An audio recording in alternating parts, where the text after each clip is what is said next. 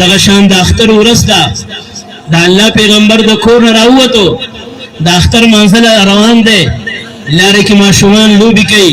په نبي علیه السلام باندې سلام واچو جامې اغوستې دي ماشومان خوشحاله دي نبي علیه السلام ګوري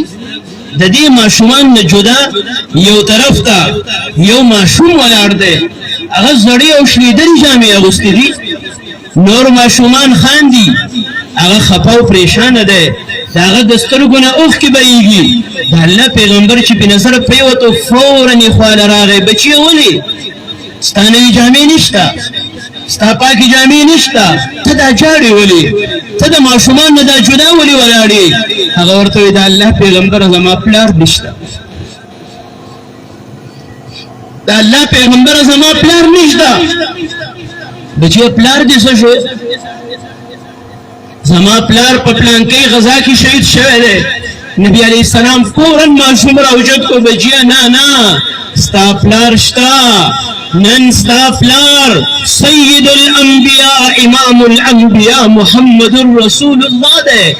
صحابه په جماعت کې په انتظار ناست د الله پیغمبر به راځي نبی علیه السلام واپس یتیم ماشوم واغستو کور ته لاړو عائشہ رضی الله عنها ته فرمایل دا بچی سنبال کا جامع ورته واغستوا خپل لور فاطمه رضی الله عنها کرے پیغام ولېګو وې د حسن یا د حسین کپڑے راولېګا جامع ورته واغستولې ماشوم سنبال شو نبی علیہ السلام د لاس نه ونیو د ځان سره چې منځله را روان کو هغه ماشوم هم ساجبه ماشوم دی وې د الله پیغمبره زه چې به د پلار سره عیدګاه راتلم پلار به په اوږه باندې اغوستم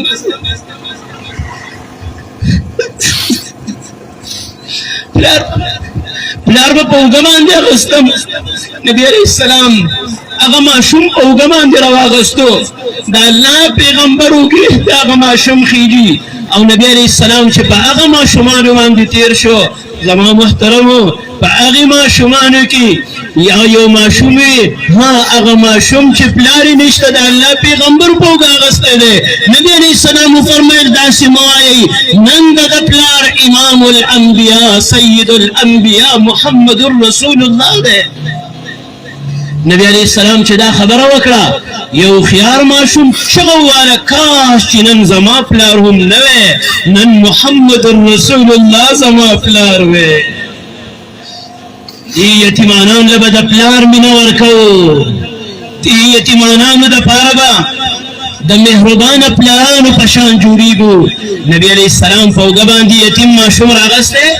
جومات ته راغی په منبر باندې کېناستو هغه یتیم ماشوم د صحابو سره په ځمکه کېناستو نبی علیه السلام ورته وایي نه بچیه ته به په ځمکه باندې نه کېنې وی راشه بچیه راشه نبی علیه السلام هغه یتیم ماشوم د ځان سره په منبر باندې کېنو او بیا یې د هغه په سر باندې لاس مبارک کېښودو او وی فرمایل چا چې د یتیم په سر باندې لاس کېښودو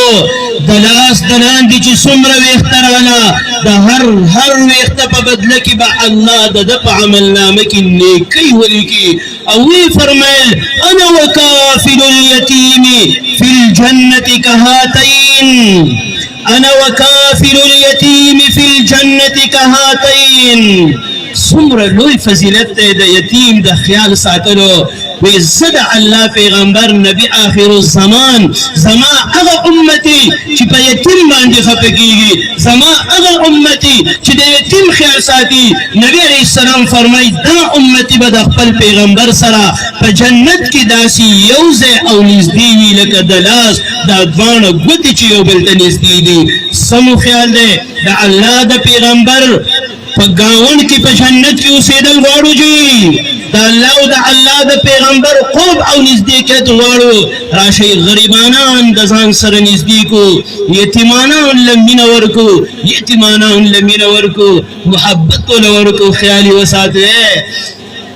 عبدالله ابن عمر داسې صحابي و که نه چې د نبي علیه السلام په هر سنت به یې ډېر په شوق سره عمل کوو ابر ورځ می کتاب کتو اتفاقی دا حدیث مخې ته تیر شو ادب المفرد کې وای عبد الله ابن عمر سے چې بدرسترخان باندې کې ناستو قتل به یتیم شته کنيشتا وای د یتیم نه بغیر به په دسترخان باندې خوراک نکو هاي هاي هاي هاي نن زما محترمو زما سره د ځان او د خپل بچو غم او فکر شته ګوره د دې غریبانو غم را سره نشتا د دې یتیمانو غم را سره نشتا ان شاء الله زمون عهد بداوي چې څنګه مون خوشاله وو ځان له پیسار او جامع اغستی د دې غریبانو هم د غشان تنظیم او بندوبست کو سوق بکای ان شاء الله نن خپل بچو له د خپل پیسې ورکو د یتیمانان له هم ان شاء الله د خپل جبن عیدی او د خپل پیسې ورکو چې هغه د پلار کمه ګوره محسوس نگی الله باندې خپل فضل او مهرباني فرمایي سیده کنه جی